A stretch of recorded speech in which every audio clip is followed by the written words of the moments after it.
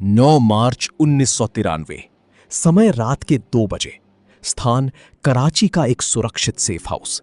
समंदर की लहरों का शोर कमरे की खामोशी को और भी भयानक बना रहा था, जहां धुएं के गुबार के पीछे छिपा एक चेहरा भारत की नींद उड़ाने की साजिश रच रहा था। दाऊद इब्राहिम, जिसे दुनिया एक अपराधी मानती थी, वो खुद को एक अजेय सुल्तान समझने की भूल कर बैठा था। लेकिन उसे इस बात का इल्म नहीं था कि दिल्ली के गलियारों में एक शख्स की खामोशी उसके खात्मे का खाका खींच रही थी। अजीत डोभाल, जिनकी आंखों में थकान नहीं बल्कि एक गहरी तपिश थी। वे जानते थे कि सांप का सिर कुचलने के लिए केवल ताकत नहीं बल्कि एक ऐसे चक्रव्यूह की जरूरत है जिससे बाहर निकलने का रास्ता खुद दाऊद को भी पता ना हो। ये कोई साधारण पुलिस कार्रवाई नहीं थी, ये एक ऐसा अदृश्य युद्ध था जिसकी भनक ना तो मीडिया को थी और ना ही अंतर्राष्ट्रीय ताकतों को। अजीत डोभाल की रणनीति का पहला हिस्सा दाऊद की कमर तोड़ना था, और वो कमर थी उसका बेहिसाब पैसा और दुबई में फैला उसका व्यापारिक साम्राज्य। भारतीय खुफिया एजेंसियों ने चुपचाप उन रास्तों को बंद करना शुरू कर दिया जहां से डी कंपनी का काला धन सफेद होकर वापस सिस्टम में लौटता था। बेनामी संपत्तियों, जाली कंपनियों और हवाला के नेटवर्क पर एक ऐसी सर्जिकल स्ट्राइक की गई जिसने कराची में बैठे आका के माथे पर पसीना ला दिया। खुफिया जानकारी के मुताबिक अजीत डोभाल ने खुद अपनी पहचान बदलकर उन इलाकों की खाक छानी थी जहां दाऊद के गुर्गे बेखौफ घूमते थे।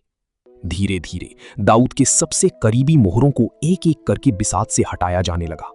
जब उसकी वफादार साथी गायब होने लगी या दुश्मन देशों की जेलों में पाई जाने लगी, तब पहली बार उस अपराधी को अपनी असुरक्षा का एहसास हुआ जो खुद को खुदा समझता था।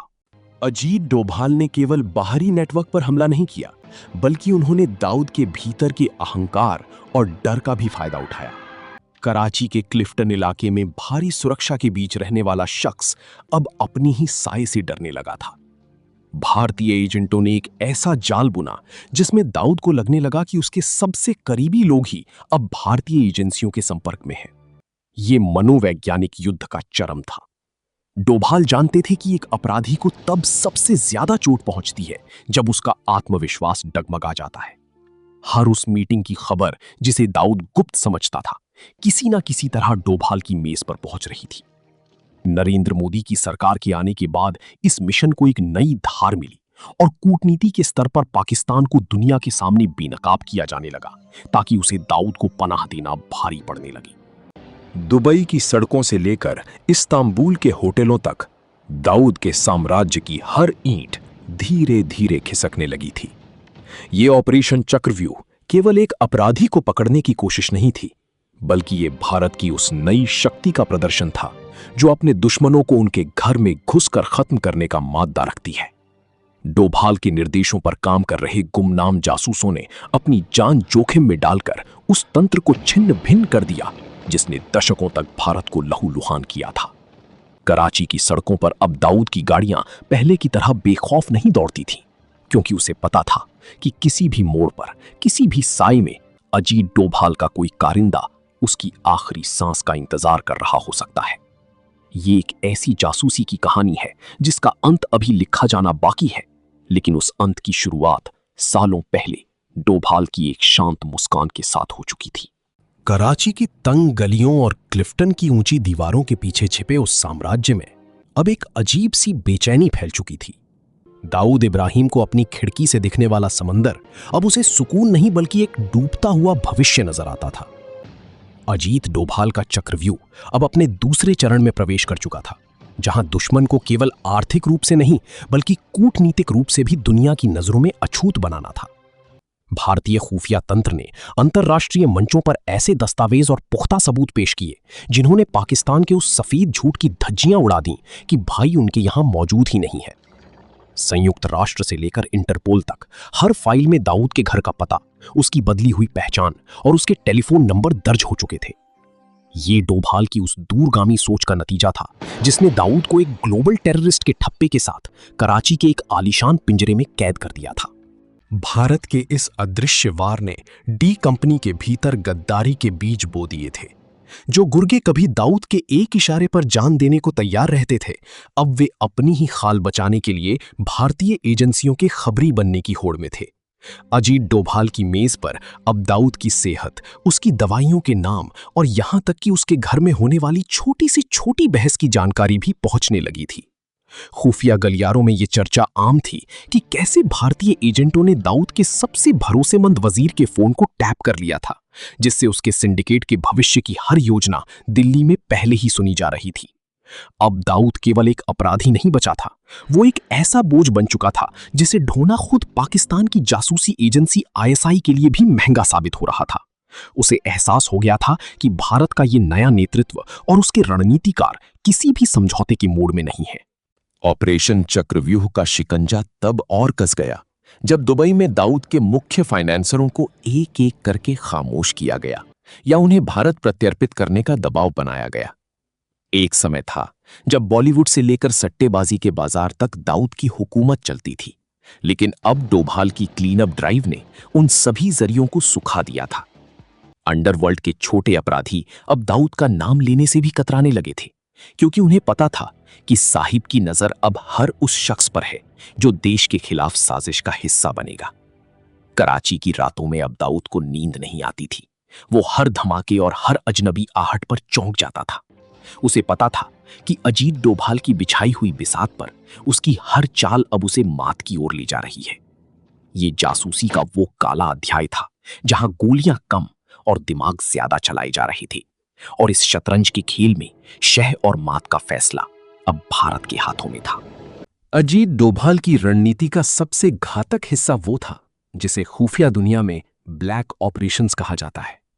अब खेल केवल फाइलों और सबूतों तक सीमित नहीं था, बल्कि ये सीधे उन ठिकानों पर प्रहार था जिन्हें दाऊद अपना अभेद्य किला समझता था।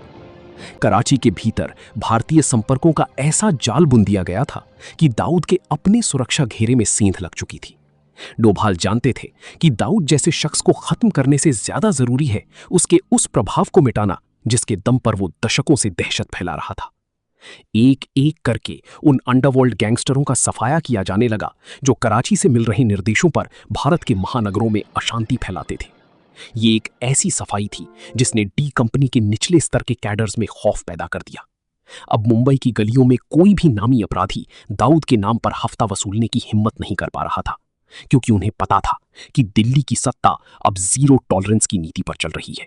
इस बीच कूटनीतिक मोर्चे पर नरेंद्र मोदी और अजीत डोभाल की जोड़ी ने खाड़ी देशों के साथ भारत के संबंधों को एक नई ऊंचाई पर पहुंचाया। वो दुबई जो कभी दाऊद के लिए सुरक्षित स्वर्ग माना जाता था, अब उसके लिए सबसे खतरनाक जगह बन चुका था। संयुक्त अरब अमीरात की सरकार के साथ खुफिया जानकारियों का आदान प्रदान इतना सटीक हुआ कि दाऊद के प्रमुख गुर्गों को वहां से उठाकर सीधे भारत लाया जाने लगा। जब दाऊद ने देखा कि उसके सबसे वफादार सिपहसालार सलाखों के पीछे पहुंच रहे हैं, तो उसने कराची के अपने बंगले से बाहर निकलना लगभग बंद कर दिया। उसे अब अपने उन आकाओं पर भी भरोसा नहीं रहा था जिन्होंने उसे पनाह दी थी, क्योंकि उसे डर था कि कहीं अंतर्राष्ट्रीय दबाव में आकर पाकिस्तान ही उसका सौदा न कर ले।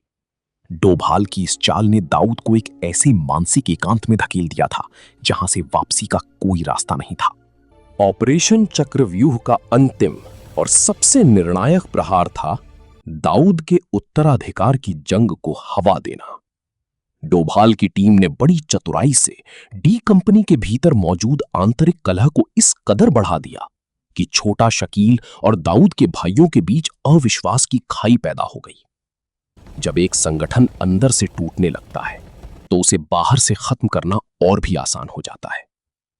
कराची के उस सुरक्षित ठिकाने में अब सन्नाटा पसरा रहता था, जहां कभी दुनिया भर के अपराधियों की महफिलें जमती थीं। दाऊद अब केवल एक परछाई बनकर रह गया था, एक ऐसा नाम जो अब केवल इतिहास की किताबों और फाइलों में सिमटने वाला था।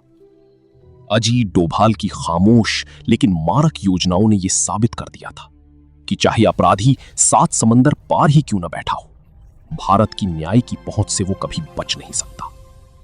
यह ऑपरेशन भारत की खुफिया ताकत का वो स्वर्णिम अध्याय है जिसने बिना एक भी बड़ा शोर किए दुनिया के सबसे खतरनाक सिंडिकेट की बुनियाद हिला दी। ऑपरेशन चक्रव्यूह भारत की खुफिया ताकत का वो अध्याय है जिसने दुनिया को यह सिखाया कि अगर कोई भारत के खिलाफ खड़ा होगा तो उसे कहीं भी, कभी भी और किसी भी हाल में छोड़ा नहीं जाएगा।